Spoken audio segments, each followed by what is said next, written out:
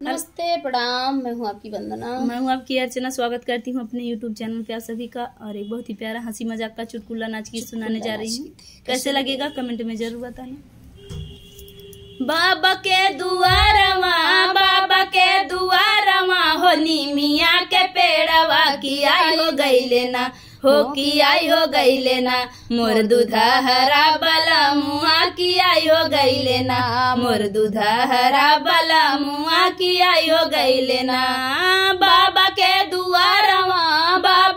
दुआरवा हो नीमिया के पेड़वा की आई हो गईले ना, हो की आई हो गईले ना, मोर दूधा हरा बला मुआ की आई हो गईले ना, मोर दूधा हरा बला मुआ की आई हो गईले ना। ना पैलागे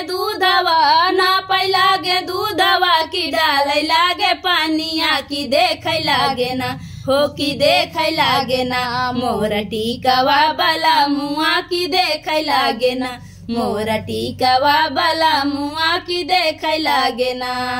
बाबा के दुआरवा हो नीमिया के पेड़वा की आई हो गईले ना, हो की आई हो गईले ना, मोर दूधा हरा बला मुआ की आई हो गईले ना, मोर दूधा हरा बला मुआ की आई हो गईले ना। ना पैलागे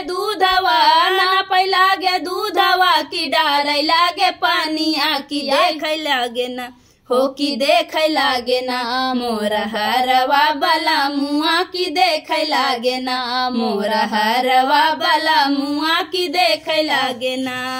बाबा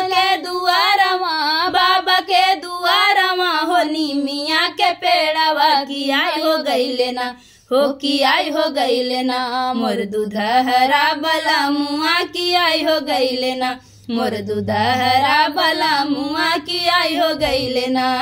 ना पैलागे दूधवा की डाले लागे पानिया देखे हो लागे ना, हो देखाई हो लागे ना, मोर छगला बला मुआ देखाई हो लागे ना, मोर छगला बला मुआ देखाई हो लागे ना।